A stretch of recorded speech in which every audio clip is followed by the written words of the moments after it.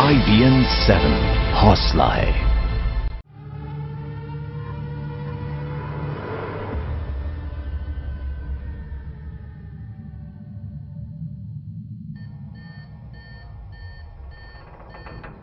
कहते हैं हर काली रात के बाद आता है एक सुनहरा सवेरा। पर 3 दिसंबर 1984 को जब पूरा भारत चैन की नींद सो रहा था, तो वही भारत के दिल यानी भोपाल में एक ऐसी काली रात आई जिसके बाद फिर कभी सवेरा ना हो सका, और जब हुआ भी तो काले धुएं से भरा।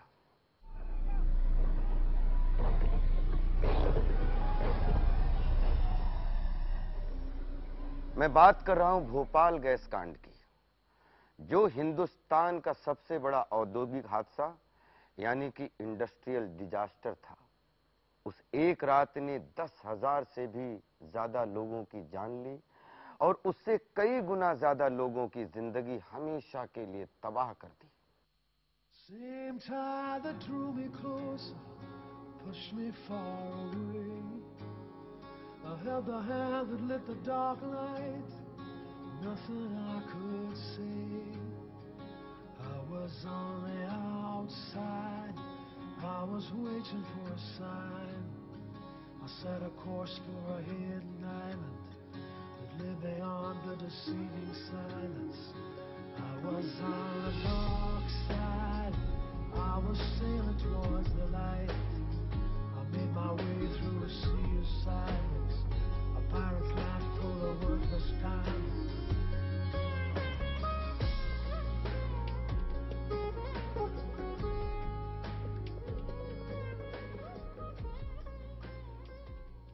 किसी भी हादसे में हर पल एक बुरे सपने जैसा होता है, पर यहां तो आने वाले दिनों सालों तक उसका परिणाम बुरे से भी बदतर होता जा रहा है। बस यूं समझ लीजिए कि जो उस रात को मारे गए वो खुशनसीब थे, बदनसीब तो वो थे जो बच गए।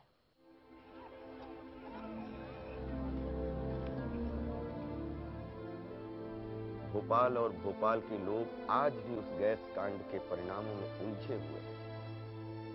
भोपाल हादसे का दिन मुझे याद है, और मुझे भी ये सब उतना ही खौफनाक लगा था जितना पूरी दुनिया को लगा। मुझे वैसे भोपाल की कहानी पता थी कि वहाँ क्या हुआ था। मैं काफी छोटा था शायद, इसलिए अखबारों में जो आया वो तो मुझे याद नहीं, लेकिन अपनी फैमिली से मैंने सुना था और कॉलेज के दौरान हिस्ट्री बुक्स में पढ़ा। भोपाल में दरअसल 2 ट्रेजेडीज हुई, पहली जो तब हुई थी और दूसरी वो जो अब भी चल रही है।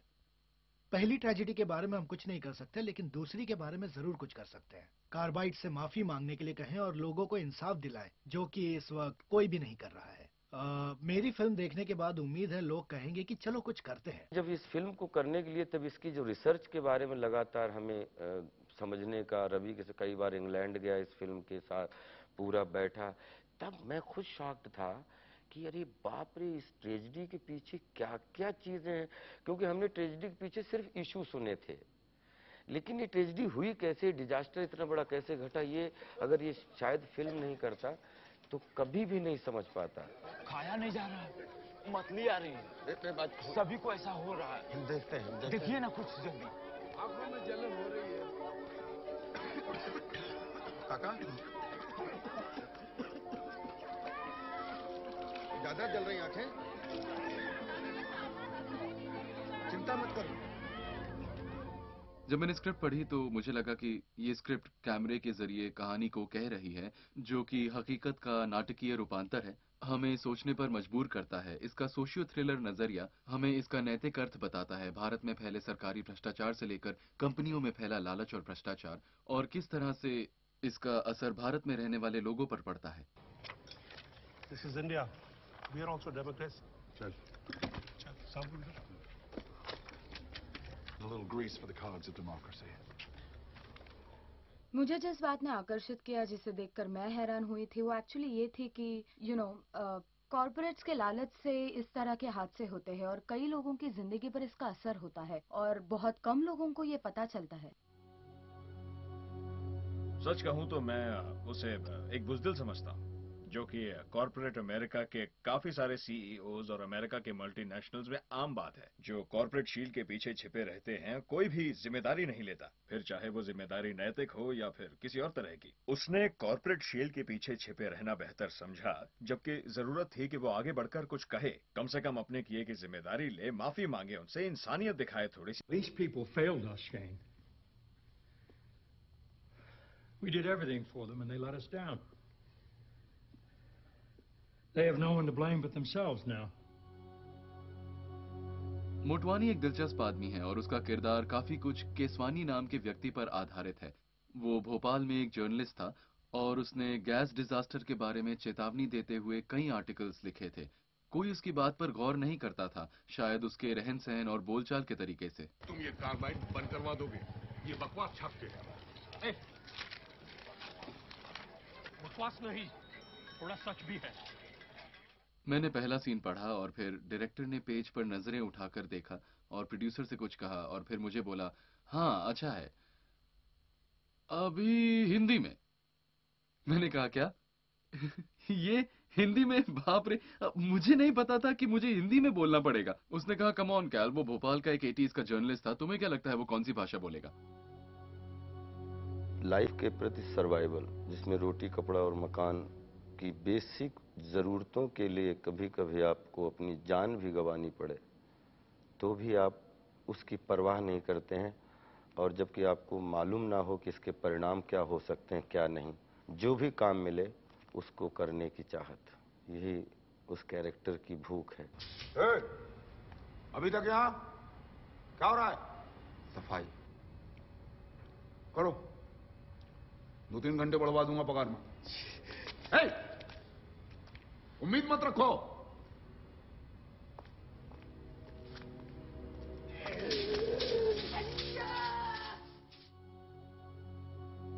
लीला लाइफ में काफी एम्बिशियस है और फिल्म की शुरुआत में जिस किस्म की सिचुएशन में वो दिखाई गई है, उस वजह से वो बहुत ज्यादा परेशान है।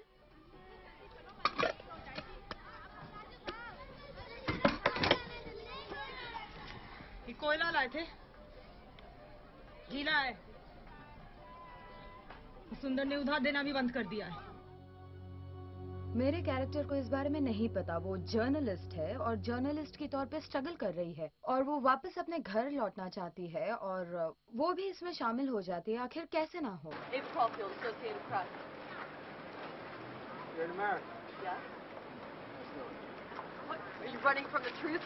हादसे के बाद साफ सफाई ना होना और सही वक्त पर मदद ना मिलना, इससे आज भी लोगों पर बहुत असर हो रहा है। यू नो, आने वाली जनरेशन्स में बर्थ डिफेक्ट्स और इसका लोगों पर जो असर होगा, इस मामले में जो भी लापरवाही हुई थी, ये मेरे ख्याल से ऐसा कुछ भी नहीं होना चाहिए था। ये बहुत बुरा हुआ। जब पता चला कि ये रोल मुझे मिला है तो मैं भोपाल गई, क्या हो रहा है ये देखा और मैंने विक्टिम से बात भी की। ये जाना कि गैस हादसे के वक्त वो कैसे सांस ले रहे थे। Real Bhopal, real life. Her husband was murdered by carbide. क्या ये एक लापरवाही थी, राजनीतिक चाल थी, या फिर एक विदेशी कंपनी के लालच का नतीजा? जो भी हो, पर सच तो ये है कि एक ऐसी भयंकर दुर्घटना थी जो हमारे देश या दुनिया में कभी घटनी नहीं चाहिए। Your factory is choking this town. This factory feeds this town. MIC contains hundreds of unknown compounds, all of them lethal. One drop of your stuff killed her husband. Now it's a sitting time bomb. हमें कोई खतरा तो नहीं है? तुम्हें अपनी नौकरी प्यारी है?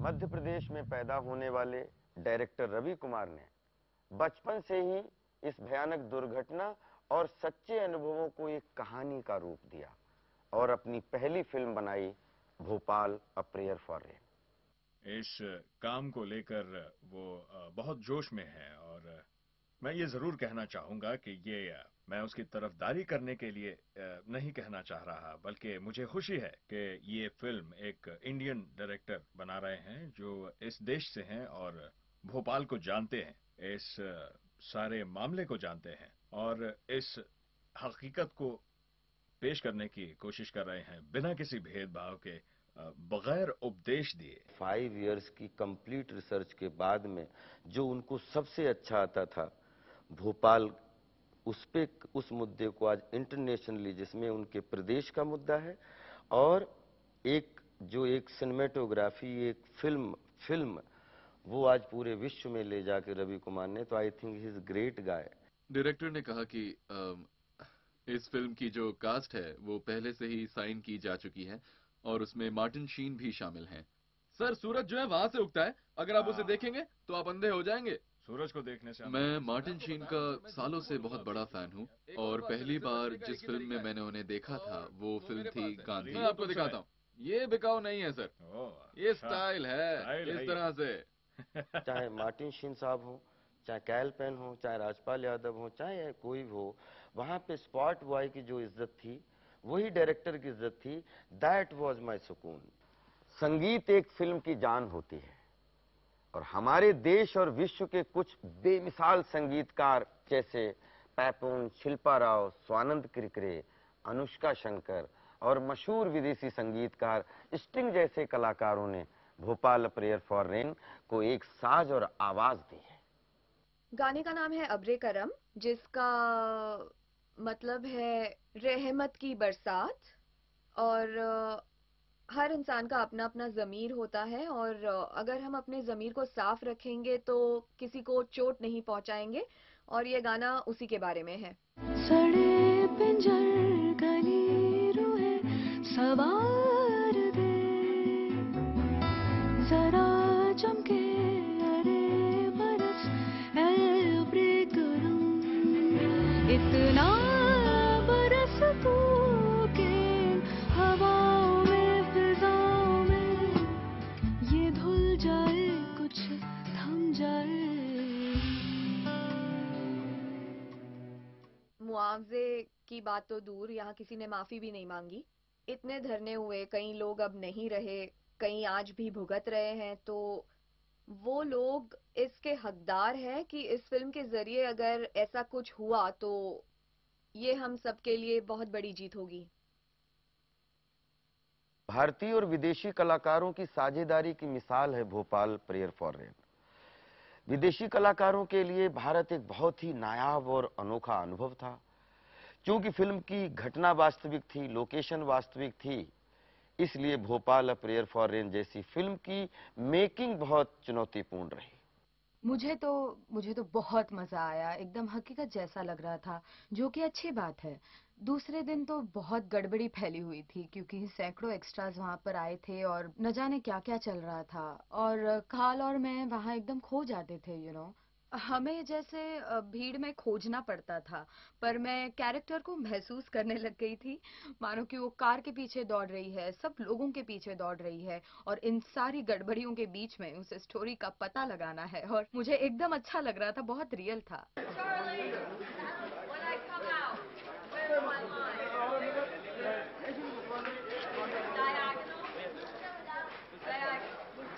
इंडिया में शूट करना वाकई बहुत अलग है बजाय अमेरिका के। इंडिया की सड़कों पर शूट करना एक अलग ही अनुभव है। यहाँ शूट करना बहुत मुश्किल काम है और हम सिंक साउंड में शूट कर रहे थे, तो हमें कुछ खास चुनौतियों का सामना करना पड़ा। Soon telex lines will be buzzing all over the world. Reuters, APY, and then my friends will never have to smell the bloody gas again. दरअसल उन्होंने शूटिंग के लिए एक नकली फैक्ट्री पसंद कर रखी थी जो हैदराबाद में थी, जो भोपाल जैसी ही लग रही थी, इसलिए मुझे बहुत कंफर्टेबल महसूस हो रहा था। इसलिए कि मुझे लगा जैसा वो कैरेक्टर खुद चला आ रहा है इस रंग बिरंगी बस्ती में, कामयाब लोगों के बीच, वो कंपनी की ओर से आया है, लोगों का जोश बढ़ाने, ये पता लगाने के क्या चल रहा है। इसलिए मेरे लिए तो ये सब बिल्कुल साफ था, मुझे अच्छे से मालूम था कि क्या करना है।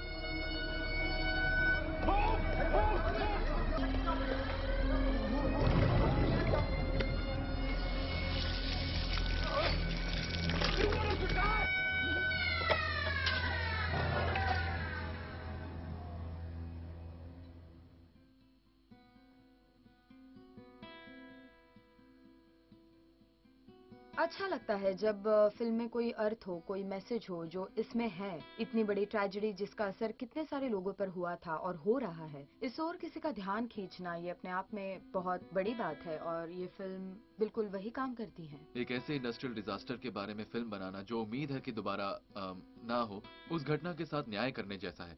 और ये फिल्म एक नाटकीय रूपांतर है उन घटनाओं के आधार पर जो वाकई में हुई थी। ये लोग आज भी जिंदा हैं, आज भी भुगत रहे हैं। कई जो बाद में पैदा हुए वो भी उस घटना के अंजाम को भुगत रहे हैं। और हमें बस दिल से तैयार होना था इस कहानी को पूरी इज्जत देते हुए कहने के लिए, और उम्मीद है कि हम कामयाब हुए। अगर हम ये कहें कि अपने भारतवासियों के लिए ये फिल्म हमारी तरफ से समर्पित है और उन लोगों के लिए जिन्होंने अपना सब कुछ एक नाइट में इस डिजास्टर में लुटा दिया। मुझे लगता है कि लोग नहीं जानते कि इस फिल्म में क्या है, वो ये भी नहीं जानते कि वहाँ क्या हुआ था। 30 साल पहले वहाँ कैसे हालात थे। मेरे ख्याल से 30 साल पहले जो हुआ था उसके बारे में अवेयरनेस पैदा करनी चाहिए और फिर लोगों को ये फिल्म दिखानी चाहिए, तब उन्हें ये फिल्म और भी पसंद आएगी। मैं टोक्यो फिल्म फेस्टिवल में था, जहाँ मैंने 500 फॉरेनर्स से बात की, दर्शकों से बात की। वो सब तालियां बजा रहे थे, तारीफ कर रहे थे। उसमें एक इंडियन चेहरा मेरी ओर देख रहा था। उसने मुझे देखा, मैंने उसे देखा, और फिल्म देखने के बाद वो मेरे पास आई। उसकी आंखों में आंसू थे। मुझसे कहा कि वो उस वक्त 13 साल की थी और भोपाल में ही थी, और उसे वो फिल्म की आखिरी कुछ रील देखकर लगा कि वाकई में ऐसा ही हुआ था। मेरे लिए ये सबसे बड़ी तारीफ है जो विक्टिम की ओर से किसी डायरेक्टर को मिल सकती है। दुनिया के इस सबसे बड़े इंडस्ट्रियल डिजास्टर को 30 साल बाद 5 दिसंबर 2014 को सहारा मूवी स्टूडियोज और राइजिंग स्टार एंटरटेनमेंट पेश करने जा रहे हैं Bhopal a prayer for rain, जिसमें मार्टिन शीन, कार्ल पेन, मिशा वॉटन, तनिष्ठा चैटर्जी, फगुन ठक्कर और मैं राजपाल यादव आपको अपने अपने किरदारों में नजर आएंगे। ये फिल्म उन सभी लोगों को समर्पित है जिन्होंने उस काली रात में अपना सब कुछ खो दिया। हम आशा करते हैं कि ऐसा हादसा फिर कभी भी ना हो।